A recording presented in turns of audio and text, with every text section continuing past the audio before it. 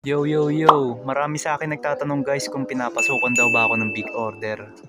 Yes po, pinapasukan po tayo ng big order. Tsaka may nagtatanong din anong brand ng front rack ko tsaka bag.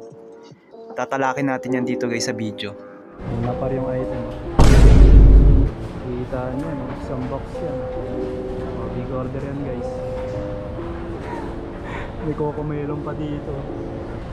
Lagyan natin mamaya yan sa bag natin. Swerte natin sa order na to guys. Kung may tubig to, kawawa talaga tayo.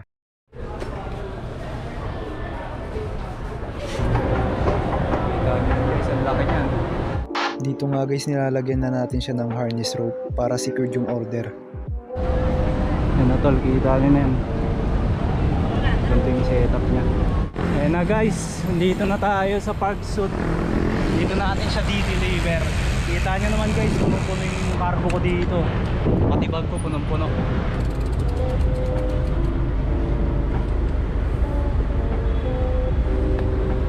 Basic park truck tayo dito. Kita nyo guys, nandun na natin dito. Ganun lang siya ka-basic. Tsaka may nagtanong din kung nakakapagod daw ba yung gantong setup. For sa akin guys, hindi. Kasi nakakasingit ako sa ganito Tsaka ang brand ng messenger bag natin ay Nautica. Face out na po siya, sa online ko siya nabili. Sa front rack natin men, nabili ko lang yan sa FB Marketplace. Customize siya. PM nyo lang ako para makuha yung link.